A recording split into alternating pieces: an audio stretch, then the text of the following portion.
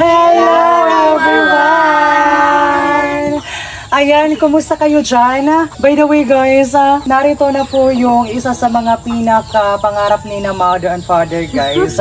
Actually, nangihinayang ako sa pera pero syempre lahat ng decision ko is kinukonsulta ko muna sa kanila para syempre may gabay at patnubay ng mga magulang ang kailangan. Diba? Sa bawat decision po natin kailangan alam ng mga magulang natin. At saka yung gusto kong bilhin is yung mura lang pero napag-desisyonan po namin na since nagkaroon tayo ng opportunity na ito, so kung ano yung pinaka-matibay at saka worth it, yun na lang.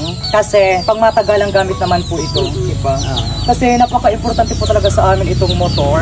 Kaya narito na po yung donut para sa mga pamangkin ko. Tsaka yung ulam namin ngayon guys. And by the way, much better na pag bumibili tayo ng isang bagay, kailangan muna natin siya pag-ipunan para cash na yung pagbili po natin para walang problema in the near future. So since cash yung motor natin, meron siyang free na jacket. Ang ganda ng jacket guys. Tapos meron din dito. Ang ganda rin ng helmet. Yan, it's very kay mother.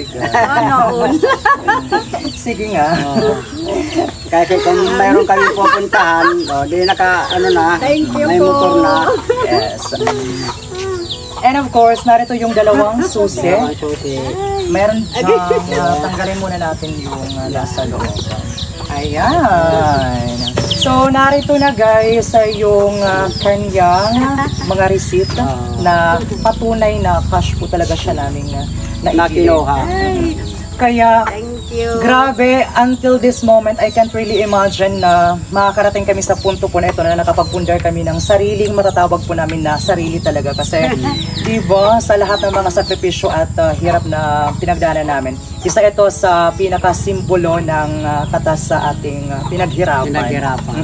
Kumbaga, at least may makikita kami na napundar. Kasi kung sa akin lang, hindi talaga ako bibili nito. Pero kailangan po talaga siya namin, especially sa pang-araw-araw po talaga na pamumuhay po namin. Importante yung motor papuntang bayan.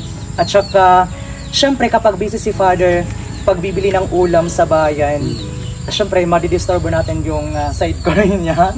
At saka sina kuya din kasi di ba may syempre may mga lakad din sila kaya much better na magkaroon tayo ng para sa pamilya po namin. Ayan. So ano I'm so really happy po talaga. At saka pag papahalagahan po namin yung bagay na ito kasi minsan lang itong dumating sa buhay po namin kaya hindi namin ina-expect. Kaya ito po yung isa sa mga pinaka-achievement din po namin at saka napakalaking biyaya po talaga ito sa amin kasi hindi namin talaga inaasahan na magkakaroon kami nito pero nang dahil po sa ating sipag at syaga, asahan nyo guys na makukuha nyo yung mga bagay na gusto nyo sa takdang panahon kasi di ba pag gusto talaga ng Panginoon na ibigay sa atin in the right time at saka the perfect timing, ibibigay po talaga niya yan. At saka napakaraming buwan na pinag-isipan ko po talaga kung bibilin ko talaga siya or hindi pero dahil po sa kailangan po talaga siya namin, nabili ko po talaga nang dahil po din po sa kanilang gabay. Ano masabi mo father na meron ka ng motor na bago talaga at saka hindi lang siya basta motor kasi naibili namin yung original at saka yung mayroon talagang kalidad na produkto which is yung Honda, di ba? Isa sa mga pinaka-labas na motor. Yung matibay. Kaya ako, nagpapasalamat ako sa lahat ng mga nasuporta sa amin.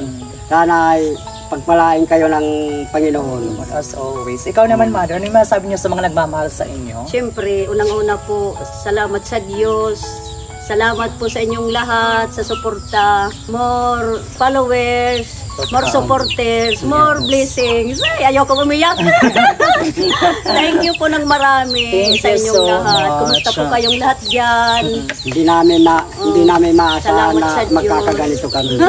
So, itong motor guys, ito yung sumisimbolo sa mga followers at saka supporters po namin. Tuwing makikita namin yung motor na ito, naalala namin yung mga nagmamahal sa amin. Kasi kung hindi po dahil sa inyo guys, wala kami nito. Malaking remembrance kaya, po ito. anong masarap itawag dito? Char! May mga naman talaga. So, sobrang saya po talaga namin guys. Napakalaking blessings po talaga ito sa amin. Napakalaking tulong, especially sa pang-araw-araw po talaga namin. sa pagkukuha sa bunso kong kapatid doon sa bayan bago umuwi sa school, hatid sundo. Tapos sa mga pangmadali ang pagpunta doon sa bayan talaga, pagbili ng kagaya ng pagbili ng ulam. Sa napaka-convenient time, makakaalis po talaga kami ng walang problema. At saka, much better po talaga na cash yung pagbili natin para Kasi para walang maka-discount din at saka wala ng problema. Kasi kami guys, hindi talaga kami mahilig sa mga utang. Kahit ni katiting ni piso, wala pong utang si na mother. At saka, yan po yung isa sa mga natutunan ko na kapag may gusto ako, kailangan ko po muna paghirapan at saka kailangan pag-ipunan po talaga, di ba? Kaya, thank you so much po talaga sa inyong lahat. So once again everyone, hanggang dito na lang po muna tayo. Maraming salamat for all the love and support. See you again in our next video. Bye-bye! Mwah.